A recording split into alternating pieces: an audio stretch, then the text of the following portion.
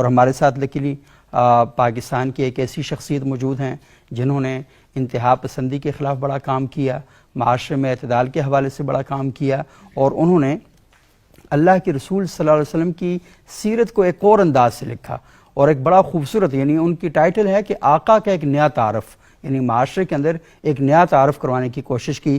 جناب مفتی مولانا عبد المومن میمن صاحب جامعہ بنوریہ عالمیہ کراچی سے فارغ ہیں، بنوری ٹاؤن سے۔ بہت شکریہ مفتی صاحب آپ یہاں تشریف لائے۔ اور بارگاہ عبد المومن میمن صاحب، یہ جو آپ نے کتاب لکھی ہے کہ آقا صلی اللہ علیہ وآلہ وسلم کا ایک نیا تعارف، تو تھوڑا سا اس کتاب کا ہمیں تعارف کروائیں کہ جس کتاب میں آپ نے آقا کا ایک نیا تعارف پیش کیا۔ حیاکم اللہ شاہ جی، یہ سب سے بڑی بات یہ ہے کہ ایک پاکیزہ نسبت ہے۔ ماشاءاللہ۔ بچپن میں سب سے پہلی شخصیت کا جو تعارف ہوا، یہ ہماری بہت بڑی خوش قسمتی ہے کہ وہ آقا نامدار صلی اللہ علیہ وسلم کا نام نامی اسم گرامی تھا۔ صحیح۔ اشہد ان محمد الرسول اللہ ہماری کانوں میں وہ سماعت تھی جو اللہ اکبر کے بعد تھی۔ تو ہمارے والد گرامی شیخ القرآن مولانا در محمد رحمہ اللہ ہنگورجا ضلع خیرپور میرس سندھ کا ایک تاریخی خطہ ہے، وہاں میں پیدا ہوا، اور اپنے والد گرامی کو جس طرح آپ نے فرمایا اسوہ حسنہ، اس میں سرشار دیکھا اس کو ماشاءاللہ، عملاً، صحیح، صرف جسماً نہیں۔ اچھا، جسماً کا مطلب یہ ہے کہ وضع قطع جو مسنون طریقہ ہے وہ اپنا لیتے ہیں کچھ لوگ، لیکن اپنے رویوں میں اور اپنے سماجی معاملات میں اور اپنے تجارتی معاملات میں یا انتظامی معاملات میں اس لیے کہ وہ چونکہ ہمارے معلم بھی تھے اور مربی بھی تھے، صحیح، اور ایک مدرسے کا اہتمام بھی سنبھالتے تھے، تو میں حیران ہوتا تھا کہ یہ کس نوعیت کا بندہ ہے جو اتنا شفیق ہے، اتنا رقیق القلب ہے، پس منظر کیا ہے؟ وہی نسبت آقا نامدار صلی اللہ علیہ وسلم سے۔ تو چونکہ میں بچہ تھا اور سب سے پہلی نسبت ایک ایسی محبوب سے ہو گئی کہ اس کے بعد کسی محبوب کی ضرورت ہی نہیں رہی۔ واہ، بہت خوب۔ اور ورفعنا لک ذکرک کا فیضان میں خود اپنے ارد گرد دیکھ رہا تھا، بلکہ ہر جگہ دیکھ رہا تھا، تو مجھے تجسس ہوا کہ رسول اللہ صلی اللہ علیہ وسلم کی خاتم الانبیاء کی حیثیت پر جو ہے صحیح، وہ اثر نو غور کیا جائے، صحیح، کہ نبوت تو ایک فطری امر ہے، اس کو اللہ نے کیوں ختم کر دیا؟ یہ تو چلنا چاہیے تھا تا قیامت۔ پھر اللہ پاک کا یہ ہوا کہ شرح صدر ہوا اور نور ربی عطا ہوا، اور علماء کرام اور اساتذہ کے مرہون یہ ہمیں ادراک حاصل ہوا کہ ختم نبوت خود ایک فطری تقاضا تھا، کیونکہ اللہ پاک نے سیدنا حضرت آدم علیہ السلام سے لے کر خاتم الانبیاء علیہ تسلیمات تک جو سلسلہ چلایا، اس میں انسانیت جو ہے وہ تمام معاملات سے، تمام حادثات سے اور تمام امور سے گزر چکی تھی، یعنی انسانیت مکمل طور پر میچور ہو چکی تھی۔ تو یہاں جو ہے اللہ پاک نے حد فاصل قائم کر دی کہ اب آفاق سے آپ کے لیے ہدایت کا جو سامان بھیجنا تھا، ہدایات کی جو باتیں بھیجنی تھی وہ میں بھیج چکا ہوں، اور دنیا میں جتنے بھی حوادث آنے تھے وہ آپ کے لیے بیان کیے گئے۔ لا یغادر صغیرۃ ولا کبیرۃ الا احصاها، قرآن کا یہ فارمولہ ہے کہ قرآن میں ہر وہ چیز موجود ہے جو ہو چکی، جو ہو رہی ہے اور جو ہونے والی ہے۔ اب اللہ پاک نے انسانیت پر مجموعی طور پر اعتماد کر لیا کہ اب آپ میرے منشا کو آگے بڑھا سکتے ہیں۔ وما تشاؤون الا ان یشاء اللہ رب العالمین، کہ اللہ کیا چاہتا ہے۔ صحیح، اللہ پاک کا منشا یہی ہے کہ ان لک اللہ تجوع فیہا ولا تعرا وانک لا تظمأ فیہا ولا تضحا، کہ زندگی میں آپ کو آزادی کے طور پر جینا ہے، آپ کے لیے کوئی معاشی فکر نہ ہو، آپ کے لیے کوئی سماجی مشکلات نہ ہوں، آپ کے لیے گھر کا انتظام ہو، پینے کا پانی کا انتظام ہو اور صحت کا انتظام ہو، یہ تمام نظام ربوبیت کے توسط سے اللہ نے میسر فرما دیے۔ تو اب ان چیزوں کو اللہ اگا رہا ہے۔ وما من دابۃ فی الارض الا علی اللہ رزقها، کہ جتنے بھی چرند پرند اور حشرات الارض ہیں حسن تقویم انسان تک، ان کے لیے پورا ماحول سازگار ہے۔ اس کو چلانا کیسے ہے؟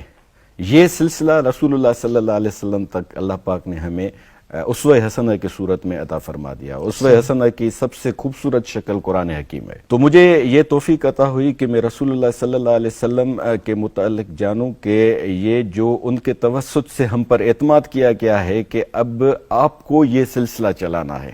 صحیح. واتبعوہم بإحسان، صحیح. کہ احسان کے تو یعنی قرآن پر ایمان کا جو اتباع ہے، ہم جس دور میں موجود ہیں اس کا تسلسل ہے. صحیح. ہماری نسبت ہمارے والد صاحب کے توسط سے رسول اللہ تک ایک شجر طیبہ کی طرح ہے. تو رسول اللہ صلی اللہ علیہ وسلم کی جو ذات گرامی ہے اس میں اس کے جو آپ نے اسوہ حسنہ کی اصطلاح فرمائی، تو آپ نے نبوت کے اعلان کے بعد، اعلان نبوت میں اس لیے اصطلاح استعمال کر رہا ہوں کہ کیونکہ کنت نبیم و آدم بین الماء والطین، آپ ازل سے خاتم الانبیاء ہی تھے. تو 40 برس کے بعد اعلان فرمایا تھا. تو 40 برس کے بعد کی سیرت کے جو ابواب ہیں، یعنی وہ اعلان نبوت سے لے کر رفیق اعلیٰ سے کے وصال تک تمام تر محفوظ ہے. لیکن 40 سال آپ نے کیسے گزارے، یہی وہ بنیاد مرصوص ہے. یہی وہ ٹھوس بنیاد ہے جس پر یہ ختم نبوت کی نیو اٹھائی گئی، بلکہ پوری کائنات کا جو مظہر ہے یا منظر ہے اس کا پورا دار و مدار ان 40 برس پر ہے. اس کے نبوت سے پہلے والے جو 40 برس ہیں، کیونکہ وہ کیا ہے کہ رسول اللہ صلی اللہ علیہ وسلم کے اللہ پاک خود فرما رہے ہیں کہ وَاصْبِرْ لِحُكْمِ رَبِّكَ فَإِنَّكَ بِأَعْيُنِنَا، آپ کو ثابت قدم رہنا ہے میرے حکم کو معاشرے میں نافذ کرنے کے لیے، کیونکہ آپ میری نگرانی میں پل رہے ہو، بڑھ رہے ہو.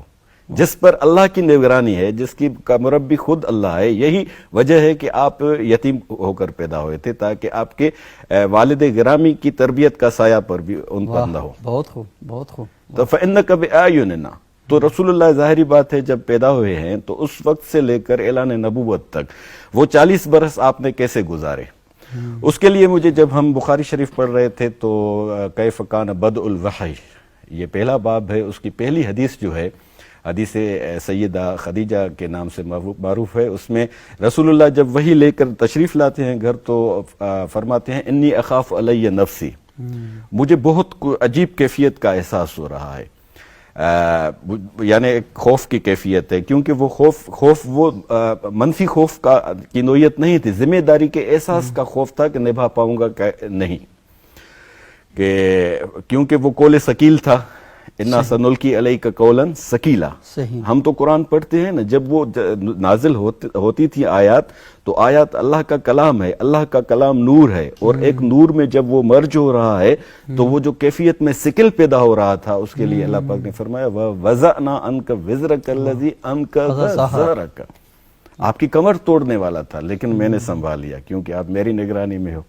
تو رسول اللہ صلی اللہ علیہ وسلم کو سیدہ نے تسلی دیتے ہوئے فرمایا، کیونکہ سیدہ خود جو ہے عالمہ ہیں، کیونکہ انجیل اور توریت کا ترجمہ ان کے گھر میں ہوا ہے عبرانی سے عربی میں. تو وہ تسلی کے طور پر جو الفاظ فرماتی ہے، ان 5 جملوں میں پوری سیرت طیبہ کا وہ نقوش آ جاتے ہیں جو 40 برس میں رسول اللہ کے تھے.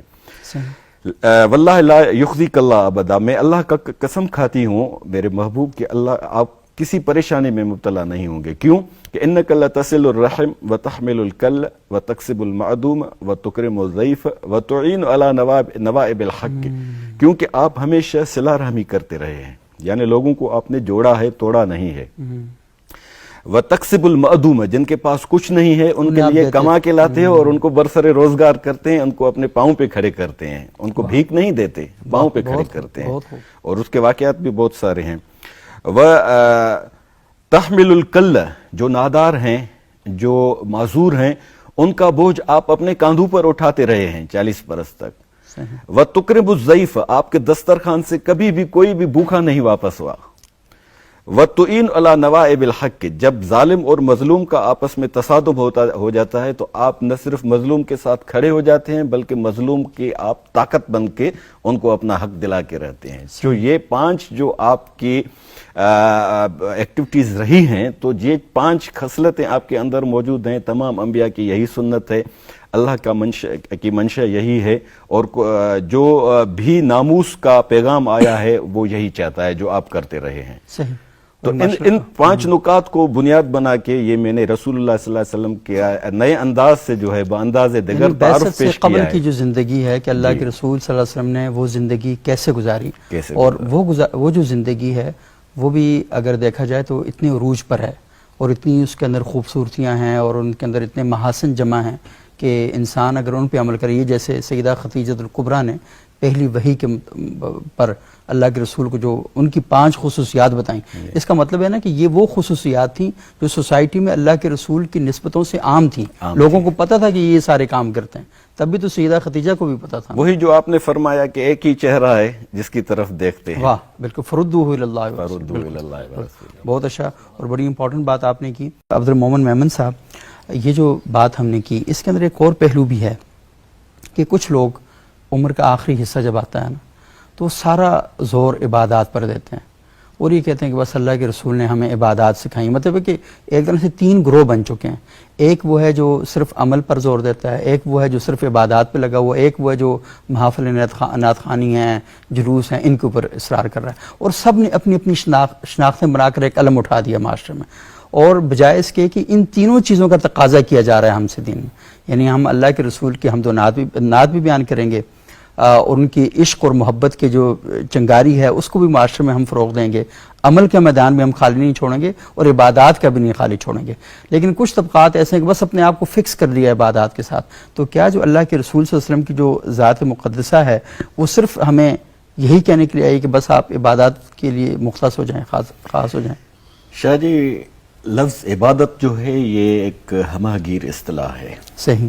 ہم جو رکعات کو اور صوم و صیام کو صرف عبادت تک محدود کرتے ہیں، یہ ہماری میرے خیال میں وہ سادگی ہے یا کم علمی ہے یا جہالت ہے۔ اس طرح سے اللہ پاک نے عبادت ہم پر جو عائد فرمائی ہیں وہ کیوں، ابدیت کیا ہے، مقام ابدیت پر فائز رسول اللہ صلی اللہ علیہ وسلم کو اللہ پاک نے فرمایا کہ ابدیت کا مقام یہ ہے کہ آپ ادخلوا فی السلم کافہ، ہمہ گیر طور پر پوری زندگی کا جتنا بھی زاویہ ہے وہ آپ اسلام کے احکامات کے مطابق کریں گے۔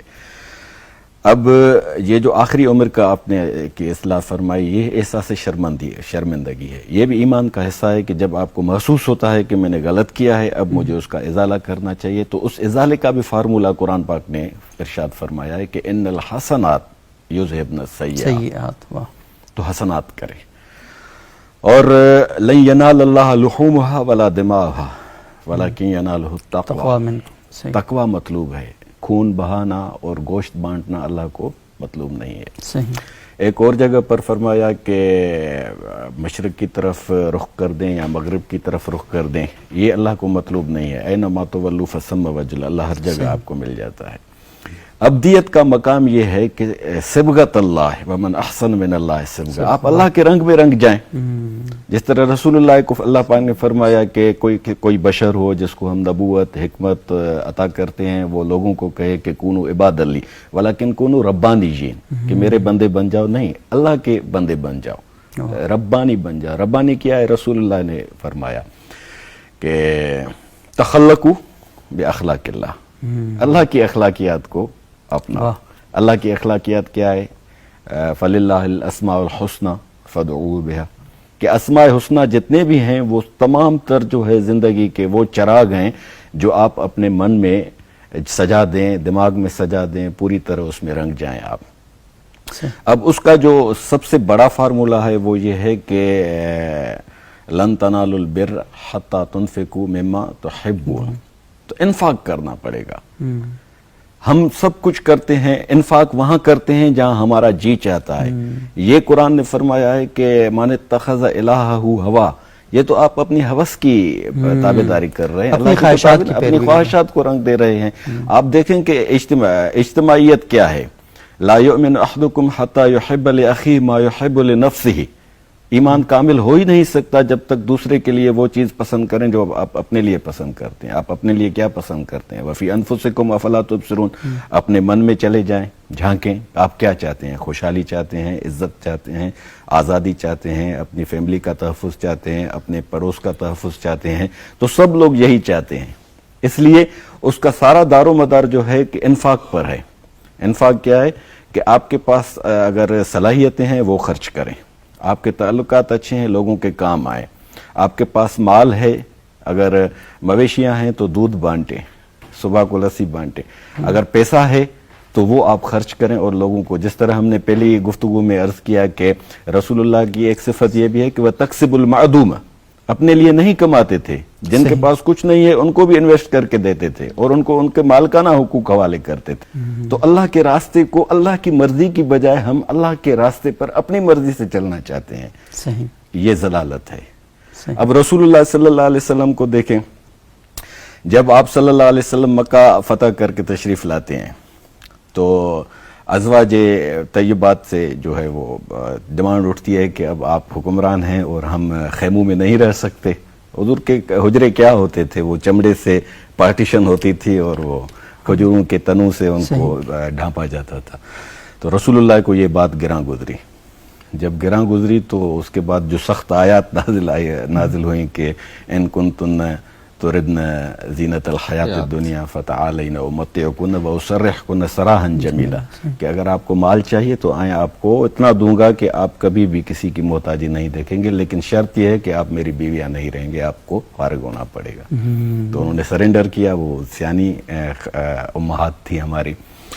تو اب یہ ہے کہ مال جو ہے وہ انفاق کے لیے ہے، اقتناص جب کیا جاتا ہے کہ اللہ کہتا ہے فبشرہم بعذاب علیم، بلکہ دوزخ میں جب وہ جلیں گے تو وہ کہیں گے یہ آگ کہاں سے آئی ہے؟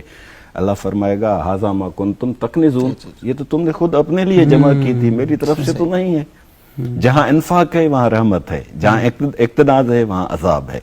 اس لیے اللہ پاک نے سرمایہ داری کو رد نہیں کیا ہے، سرمایہ پرستی کو رد کیا ہے، کیونکہ تکسب المعدوم، رسول اللہ جب سرمایہ کماتے تھے تو لگاتے تھے نا، لوگوں پر خرچ کرتے تھے۔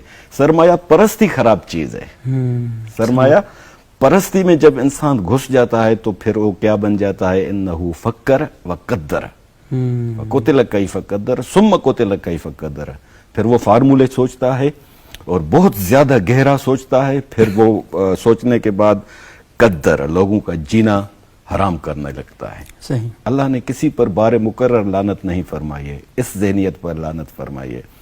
قتل کیف قدر ثم قتل کیف قدر، آپ کے عربی نحو کی گہرائی کو جانتے ہیں کہ فقتل کیف قدر ثم قتل کیف قدر، یعنی لعنت کا تسلسل ہے، کبھی بھی یہ رکنے والا۔ لعنت ہے کیا چیز؟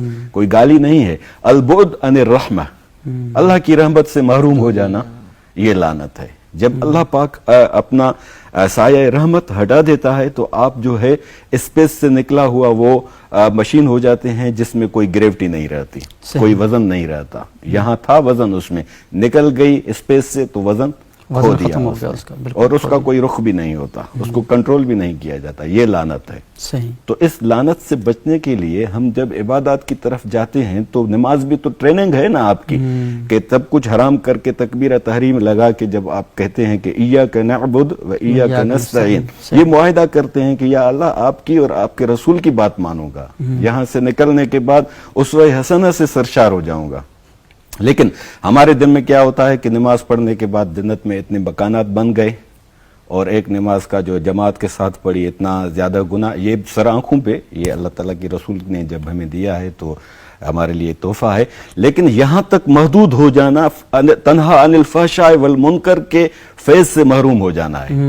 صحیح۔ تو فحشاء کیا ہے؟ فحشاء صرف یہ نہیں ہے کہ آپ سینما میں چلے گئے اور آپ نے وہ ممنوعہ چیزیں دیکھ دیں، یا آپ جو ہے وہ بازار میں گئے اور آپ نے اپنی آنکھوں کو گندا کیا، نہیں۔ فحشاء ہر وہ رویہ بھی فحش ہے جو آپ کے اندر زبان سے ناشائستہ الفاظ نکلتا ہے، یہ بھی فحش ہے۔ آپ کو ہاتھ ملانے کا طریقہ نہیں ہے اور تکبر کی اور رعونت جھلکتی ہے، یہ بھی فحش ہے۔ اور آپ کے پاس صلاحیتیں ہیں، آپ کے تعلقات اچھے ہیں اور آپ اچھے اسکلز جانتے ہیں اور اس کو آپ صرف کیش کرواتے ہیں، میں آپ کے پاس کام کے لیے آیا، آپ نے کہا اتنے پیسے لوں گا، آپ کی اپروچ کروا دوں گا، کام پکا ہو جائے گا، یہ منکر ہے۔ تو صرف ہم ان وسیع ترین، جس طرح ڈاکٹر صاحب نے فرمایا کہ قرآن اور رسول اللہ کی رحمت جو ہے وہ عالمگیر ہے. عالمگیر کا مطلب یہ ہے کہ بشری نوعیت کے جتنے بھی تقاضا ہیں وہ یکساں ہیں. کوئی عیسائی ہو، کوئی یہودی ہو، کوئی دہریہ ہو، کوئی مسلم ہو، کوئی بھی ہو، سب کی فطرت ایک ہی ہے. فطرت اللہ التی فطر الناس علیہا. سب کو اللہ نے اپنی فطرت پہ پیدا کیا ہے. اللہ کی فطرت کیا ہے کہ اللہ جو ہے لا یخاف عقباہا. اللہ کی فطرت ہے کہ وہ رحمان ہے. اللہ کی فطرت ہے وہ ستار ہے. اللہ کی فطرت ہے المعطی ہے، عطا کرنے والا ہے. عطا اس کو کہا جاتا ہے آپ عطا کریں، اور لا نرید منکم جزاء ولا شکورا. صحیح. تو اس سے جو ہے رپلائی کی توقع نہ رکھیں کہ ہمارا شکریہ ادا کرے گا. انما نطعمکم لوجہ اللہ. ہم جو کچھ کرتے ہیں آپ کے کام آتے ہیں. اپنی اسکلز آپ سے شیئر کرتے ہیں، اپنی پی آر شیئر کرتے ہیں، اپنا مال شیئر کرتے ہیں. انما نطعمکم لوجہ اللہ. یہ صرف اللہ کی رضا کے لیے، اللہ کی رضا کے لیے. یہی عبادت. بہت شکریہ عبد المومن صاحب. اور بہت ہی ایک آخری شعر، جی مغز قرآن جان ایمان روح دین حسب حب رحمت للعالمین. واہ ماشاء اللہ ماشاء اللہ. یہی عبادت ہے. بہت خوب. اور مومن صاحب بہت ہی فکر انگیز گفتگو آپ نے بھی کی، خورشید صاحب نے بھی کی.